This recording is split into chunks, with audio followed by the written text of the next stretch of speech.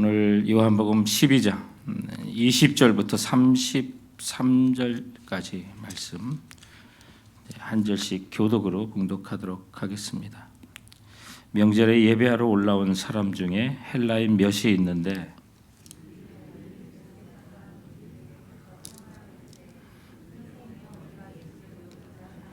빌립이 안드레에게 가서 말하고 안드레와 빌립이 예수께 가서 여쭈니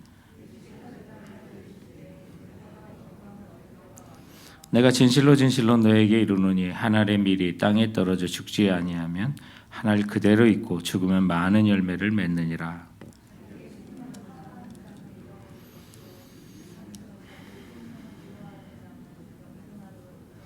사람이 나를 섬기려면 나를 따르라. 나 있는 곳에 나를 섬기는 자도 거기 있으리니 사람이 나를 섬기면 내 아버지께서 그를 귀히 여기시리라.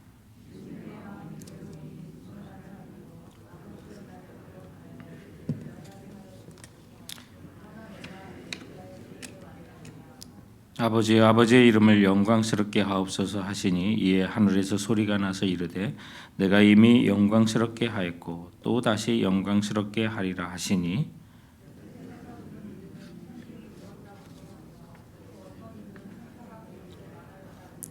예수께서 대답하여 이르시되 이 소리가 난 것은 나를 위한 것이 아니요 너희를 위한 것이니라.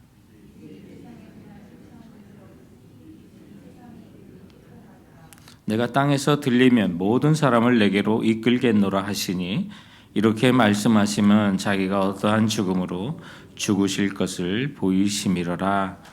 아멘. 자, 예수님에 대한 소문은 이제 헬라인에게까지도 전해지는 것을 보게 됩니다. 그래서 오늘 20절부터 22절에 보니까 이제 헬라인들이 한마디로 말하면 이방인들이 이제 예수님께 찾아오는 것을 보게 됩니다. 그래서 예수님의 제자들에게 선생이요, 랍비요 이런 칭호를 붙여가면서 예수님을 만나 뵙기를 원하는 그런 일들이 있는데 이들이 이제 이방인의 첫 열매와 같은 그런 사람들이라고 볼 수 있는 거죠. 그러나 단순히 이제 헬라인들이 예수님께 방문했다는 이런 단순한 사건이 아니라 이제 예수께 본격적으로 이방인들이 돌아오는구나라고 하는 신호탄으로 이렇게 보여지는 아주 의미 있는 사건이라고 볼 수가 있습니다. 그래서 이 사실을 또 헬라인들이 예수님을 뵙기 원합니다라고 하는 소식을 듣고 예수님께서 인자가 영광을 얻을 때가 왔도다라는 그런 또 알 수 없는 얘기를 하십니다. 그야말로 제자들은 이때 당시도 이 말씀을 다 이해하지 못했고 요한복음 12장에 있는 그 모든 말씀들이 예수님께서 영광을 받으신 후에 십자가를 지시고 죽으시고 부활하시고 승천하신 뒤에 이제 이 모든 사실들이 퍼즐처럼 맞춰지고 하나님의 구약의 언약의 말씀이 그대로 성취되었다는 사실을 이제 깨닫게 되는 그런 과정 속에 오늘 이 본문이 또한 있게 되는 것입니다. 그러시면서 이제 예수님께서 그 영광이 본격적으로 십자가를 지시는 것임을 이제 오늘 본문에 말씀하시면서 곧 인자가 고난을 받을 것이라고 그렇게 집중적으로 십자가에 대한 말씀을 오늘 하십니다. 그런데 오늘 이 십자가에 대한 말씀을 하시는 것이 백성들이 호산나 하면서 환영할 때 그리고 헬라인들이 찾아올 때 정말 모든 사람이 예수님을 이제 추앙하고 올려드리는 참 이런 상황 속에서 예수님께서 오늘 33절에 이렇게 말씀하시면 자기가 어떠한 죽음으로 죽을 것을 보이심이라라고 그렇게 말씀하고 있습니다. 주님께서는 십자가에 죽으시는 것을 다 알고 계셨습니다. 어떤 고통을 당하셨지? 두 손과 두 발이 못에 박히고 허리에 창이 찔리시고 수많은 고초를 당하실 것을 아셨습니다. 참 우리들은 어떤 일들을 당할 때 내가 이런 길인 줄 알았으면 가지 않았을 걸 그런 일들을 많이 고백하게 될 때가 있잖아요. 알면 가지 않았다. 근데 주님께서는 그분께서 어떠한 죽음으로 죽으실 것을 알고 계셨습니다. 그리고 그 길을 가십니다. 그것도 많은 사람이 주님을 쫓을 때 주님의 이름이 널리 알려질 때 사람들이 호산나 어서 오시옵소서 이스라엘의 왕이요 영원히 찬송하리로다 하는 그 영광을 정말 우리가 생각하는 세상적인 영광이 이거다 생각할 때 주님께서는 아버지의 영광은 그게 아닙니다. 오늘 이 말씀을 하고 계십니다. 그래서 24절 말씀에 보면 내가 진실로 진실로 너에게 이르니 한 알의 밀이 땅에 떨어져 죽지 않으면 한 알 그대로 있고 죽으면 많은 열매를 맺느니라. 자기의 생명을 사랑하는 자는 잃어버릴 것이요 이 세상에서 자기의 생명을 미워하는 자는 영생하도록 보존하리라는 말씀하십니다. 주님께서는 그 십자가 뒤에 있는 생명의 영광을 지금 바라보고 말씀하십니다. 한 알의 밀이라고 하는 주님께서 어떠한 죽음으로 죽으실 것을 말씀하시는 가운데 자신을 한 알의 밀로 말씀하십니다. 그래서 영원한 생명들이 다시 살아날 것을, 작지만 죽어 땅에 심겨지면 60배, 100배 열매를 맺는 일, 그처럼 알맹이가 죽을 때 많은 사람이 정말 이삭들이 곡식이 자라나듯 주님의 죽으심이 수많은 사람들의 생명을 살릴 것을 주님은 바라보시면서 그 열매를 기대하시며 하나님께 감사하고 영광을 돌리는 그 장면이 오늘의 본문의 장면입니다. 그래서 고난 뒤에 있을 십자가의 순환 뒤에 있을 생명의 영광을 오늘 바라보시고요. 그리고 또한 주님은 죽음으로 사는 영광을 주님은 바라보고 계시는 것입니다. 자신의 생명을 잃는다는 것은, 미랄이 죽는다는 것은 자신의 생명을 죽는다는 것입니다.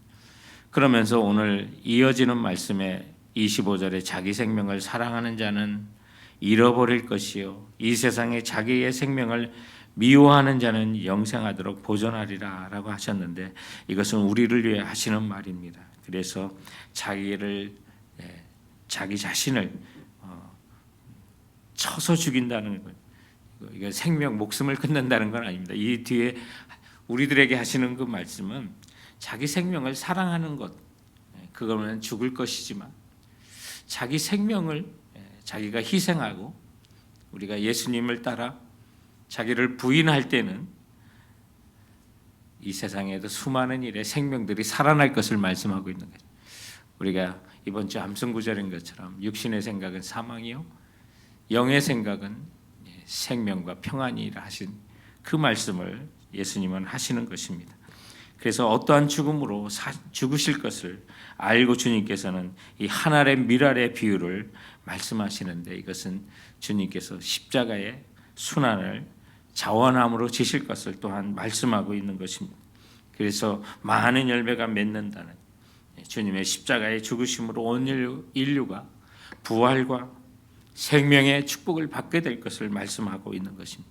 그러나 이 말씀을 하시는 그 주님, 수많은 사람이 주님을 쫓고 심지어 이방인조차 헬라인도 예수님을 만나고 싶어 제자들을 컨택해 나가는 이런 상황 속에서 주님의 이때의 솔직한 심정이 27절에 기록되고 있습니다. 지금 내 마음이 괴로우니 무슨 말을 하리요? 아버지여 나를 구원하여 이때를 면하게 하여 주옵소서. 그러나 내가 이를 위하여 이때 왔나이다 라고 말합니다.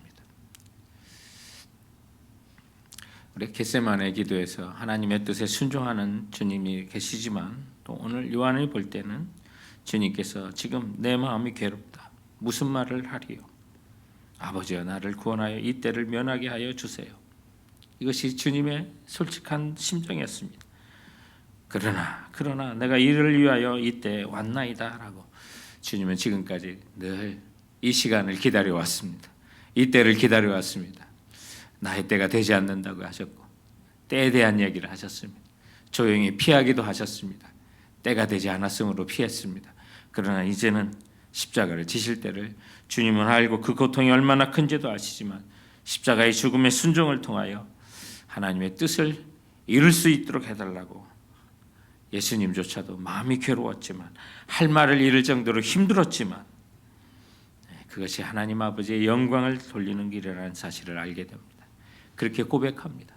그런데 이것이 예수님을 위하여 나사로의 부활을 기념하면서 사람들이 잔치를 베풀어 주고 옥합을 깨트려 예수님께 향유를 붓고 사람들이 호산나 어서 오십시오, 영원히 찬송받으실 분으로 영광 받으신 그때 바로 오늘 이런 말씀을 하고 계시는 것입니다. 하나님 아버지 순종할 힘을 달라고요. 그래서 28절에 보면 아버지여 아버지의 이름을 영광스럽게 하옵소서 하니 이에 하늘에서 소리가 나서 이르되 내가 이미 영광스럽게 하였고 또다시 영광스럽게 하리라 하시네 라는 하늘의 음성이, 하나님 아버지의 음성이 또한 예수님의 고통스러운 괴로운 그런 간구 속에서 하나님 아버지의 그 음성이 또한 들리기도 했습니다. 십자가는 고통이지만 하나님 아버지의 이름과 하나님의 뜻을 이루는 영광이라는 것을 말씀하고 있는 것입니다. 그런데 이것을 곁에 듣는 사람들은 천둥의 소리로 듣습니다.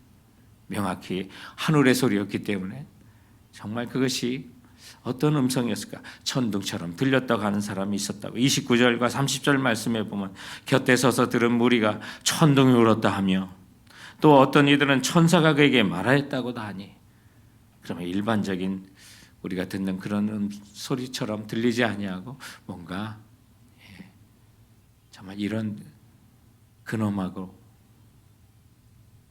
또 천둥과 정말 천사가 말한 것처럼 그러는 소리로 주위에 있는 곁에 서 있는 무리들도 들었던 것을 보게 됩니다. 그러나 주님께서 이때 예수께서 대답하여 이르시되 이 소리는 나를 위한 것이 아니라 너희를 위한 것이라는 그런 말씀을 하셨습니다. 주님께서 이제 십자가를 지시는 그 순환의 길, 그걸 통하여 하나님 아버지의 뜻을 이루고 하나님이 세상을 이처럼 사랑하사 독생자 예수 그리스도를 주셨으니 누구든지 이를 믿는 자마다 멸망치 않고 영생을 얻게 하려 하신다는 그 하나님의 그 뜻을 이루시는 그 과정 속에 주님의 죽으심이 바로 우리를 위한 것이라고 예수님께서 반복하여 말씀하고 있는 것입니다. 이사야 53장 5절에 있는 말씀처럼 그가 찔림은 우리의 허물을 인하며 그가 상함은 우리의 죄악을 인함이라. 그가 징계를 받음으로 우리가 평화를 누리고 그가 책찍에 맞음으로 우리가 나음을 입었도다. 할렐루야. 예수님께서 이제 십자가를 지심으로 우리들이 영원히 지어야 할 저주를 영원한 생명으로 바꾸시는 것입니다. 그러면서 이제 주님의 십자가의 지심이 사탄의 그 계략을 이제 부수는, 무너뜨리는 주님의 지혜인 것을 오늘 31절에 말합니다. 자, 31절을 보시면 이제 이 세상에 대한 심판이 이르렀으니 이 세상의 임금이 쫓겨나리라 라고 말합니다. 세상의 권세 잡은 그 임금, 바로 마귀 사탄을 말합니다. 이제 주님께서 십자가를 지심으로 사탄의 정수리가 깨지는 것을 말합니다. 독재자가 정권을 잡고 있는 동안에는 국민들이 압제를 당하고 고문을 당하고 죽임을 당하는 많은 어려움을 겪지만 독재자가 추방되고 나면 하루아침에 그 나라가 평화를 얻는 것처럼 말이죠. 이 세상을 통치하던, 세상을 지배하고 있던 그 사탄이 예수 그리스도의 십자가를 지심으로 말미암아 영원한 패배를 이제 당하게 되는 것입니다. 그리고 무정에 떨어지고 주님의 말씀에 의하면 일부만이 남아 마지막 말세 지말에 발악을 하는 것이 이제 오늘의 세상인 것을 보게 됩니다. 그래서 예수님의 십자가를 지심으로 말미암아 세상의 왕이 바로 사탄이 이제 심판을 받는다는 말씀을 이제 하고 계시는 것입니다. 그래서 예수님께서 십자가에 들림을 당하시겠지만 그러나 그 고통이 이제 우리를 예수 그리스도 그의 이름으로 인하여 그의 십자가의 은혜로 말미암아 하나님께로 이끌 것을 말씀하는 것이 32절 말씀입니다. 내가 땅에서 들리면 십자가에 매달리신다는 말씀을 하는 거예요. 모든 사람을 내게로 이끌겠노라 하시니 이렇게 말씀하시면 자기가 어떠한 죽음으로 죽으실 것을 보이심이라 라고 말씀하고 있는 것입니다. 여러분, 예수님께서 정말 호산나 칭찬을 받으시고 환호를 받으실 때 이 죽음의 길을 우리에게 가르쳐 주지 아니하고 정말 우리가 생각하는 세상적인 영광을 받는 방법을 생각했다면 이 세상에 진정한 평화가 있을까요? 절대 없을 거라고 생각합니다. 그러나 주님께서 죽으심으로 주님께서 이 땅에 오실 때 하늘이 기쁘고 세상 가운데 평화가 임하고, 주님이 이 방법이셨구나. 하나님의 지혜, 십자가는 하나님의 지혜예요. 어떤 권력자가, 어떤 지혜자가 이런 생각을 하겠습니까? 하나님만 하시는 거죠.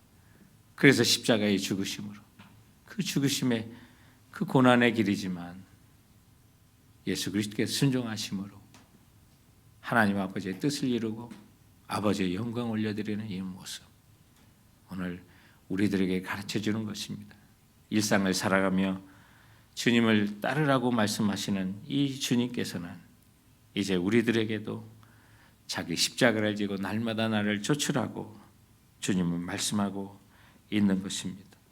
스위스의 종교 개혁자인 즈빙글리는 이 사실을 신자의 낮아짐은 신앙의 상승이다라고 하는 그런 말씀을 하셨습니다. 신자의 낮아짐은 우리의 믿음과 신앙이 상승한다라고 하는 그런 원리로서 늘 강론을 하셨습니다.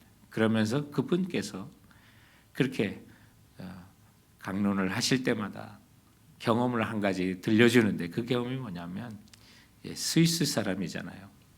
그런데 이게 신자의 낮아짐은 우리의 신앙이 상승한다라고 한 말을 할 때 그 스위스의 그 알프스의 계곡을, 그 산맥에 대한 이야기를 하시면서 실제로 이분이 보니까 이 산양이 염소가, 산의 염소들이 두 마리의 염소를 보게 되는데, 한 마리는 올라가는 염소가 한 마리는 내려오는 염소인데, 그 바위 사이에 그 좁은 길에 두 마리가 지나갈 수 없는 그곳에서 이 두 내려오는 산 염소와 올라가는 산 염소가 서로 대등하게 그 앞에서 어찌할 줄 모르고 서로 대치하고 있다가, 올라가던 그 산 염소가 갑자기 그 바닥에 넙죽 엎드린다라는 것입니다. 그러더니 내려오던 산 염소가 이 바짝 엎드린 그 올라가던 그 염소, 그의 등을 밟고 그 좁은 길을 밟아서 내려가는 것을 보면서 그가 무릎을 칩니다. 저런 방법도 있네. 염소도 그러네요. 그 사실을 생각하면서 우리들의 죽음, 또 우리들의 자기 부인, 우리들의 겸손, 우리들의 낮아짐은 정말 우리를 올라가게 하는 것이구나. 결국 그 염소가 올라가는 방법은 자기가 넓적 낮아지는 그 방법밖에 없었구나라는 사실을 깨달으면서, 그분이 예수님께서 우리에게 자기를 부인하고 날마다 십자가를 지고 나를 쫓으라고 하시는 이 말씀, 즈빙글리는 이 원리를 이야기할 때 신자의 낮아짐은 신앙의 상승이다, 우리 믿음의 상승이다라는 그런 표현을 쓰기 시작했습니다. 사랑하는 성도 여러분, 진리를 하는 자는 그래서 겸손합니다. 우리가 얼마나 큰 죄인이었던지를 깨닫고 우리가 받은 구원의 은총이 예수님이 얼마나 큰 고통인지를 또한 깨닫는 자는 결코 겸손할 수밖에 없고, 또 이 은혜를 아는 자는 주께서 우리에게 하신 명령처럼 자기를 부인하고 날마다 자기 십자가를 지고 나를 쫓으라 하시는 이 말씀을 겸손히 쫓을 수밖에 없는 것입니다.